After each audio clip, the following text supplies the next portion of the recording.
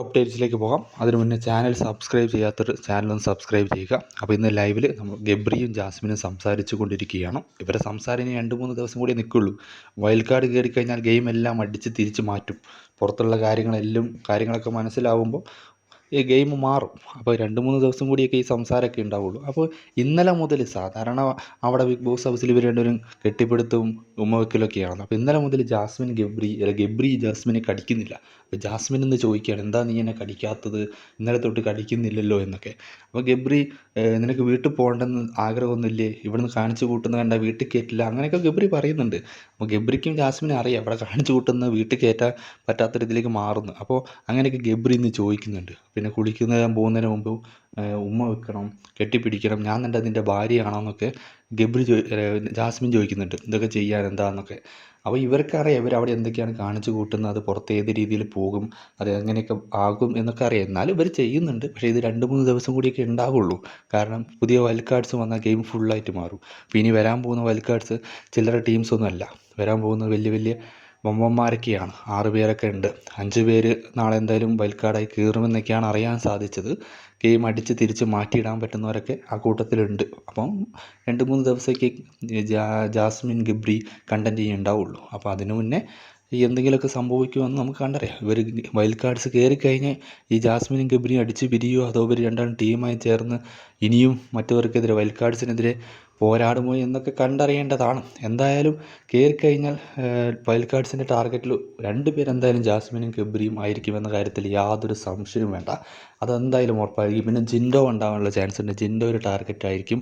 അതുപോലെ ജാൻമണി സൈലൻ്റായി നിൽക്കുന്നുണ്ട്. പക്ഷേ ജാൻമണി അവിടെ കാണിച്ചു കൂട്ടുന്നതൊക്കെ മോശപ്പെട്ട കാര്യങ്ങളാണ്. കഴിഞ്ഞ വർഷം നാദിറ ചെയ്ത നല്ല കാര്യങ്ങളും അവർക്കുണ്ടായ പുറത്തുണ്ടായ നല്ല സപ്പോർട്ടുമെല്ലാം നമ്മൾ കണ്ടതാണ്. പക്ഷേ അതിനെതിരെ നേരെ വിപരീതമായിട്ടാണ് ഇപ്പോൾ അവിടെ ജാൻമണി ചെയ്തു കൂട്ടുന്നത്. ജാൻമണിക്ക് പുറത്ത് ഭയങ്കര നെഗറ്റീവൊക്കെയാണ്. കാരണം ജാൻമണി അവിടെ ആരെങ്കിലും ജാൻമണിക്കെതിരെ ഒന്ന് പറഞ്ഞാൽ നേരെ ജാൻമണി അവരെ ശപിക്കാൻ നിൽക്കും.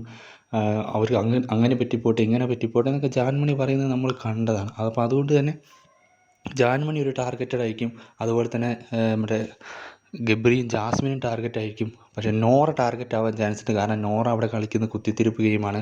അത് പുറത്തുനിന്ന് ആൾക്കാർ കളി കണ്ടിട്ടാണ് വരുന്നത്. നോറ എവിടെ എന്തൊക്കെ പറഞ്ഞെന്ന് അവർക്ക് നന്നായിട്ട് അറിയാം. അപ്പോൾ അവരതൊക്കെ ഇനി എടുത്തിടും. ആ എടുത്തിടുന്നതിൽ നോറ കുടുങ്ങും. കാരണം ഇവർ കളി കണ്ടിട്ടാണ് വരുന്നത്. അപ്പോൾ നോറനെ വേഗം തിരിച്ചിടാനും അല്ലെങ്കിൽ നോറനെ വേഗം മെൻ്റലി ഡൗൺ ആക്കാനും കഴിയുമെന്ന് അവർക്ക് മനസ്സിലായി കഴിഞ്ഞു.